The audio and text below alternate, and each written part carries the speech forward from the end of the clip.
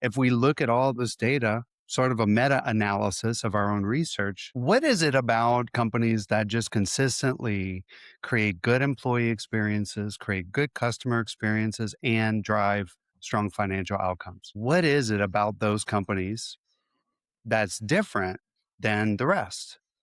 And so started diving into the research.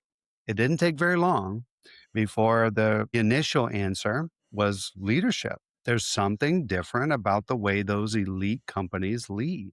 There's something different about the way those leaders show up, how they communicate. So we started looking at all that data.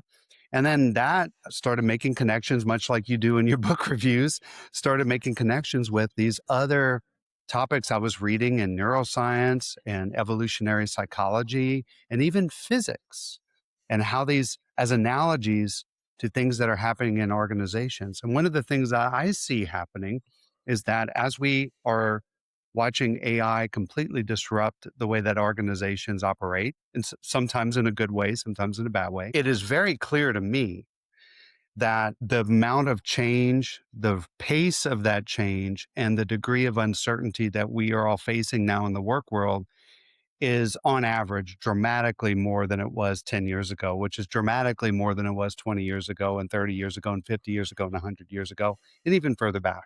And so we're now in a space where things are moving much, much faster than they ever have.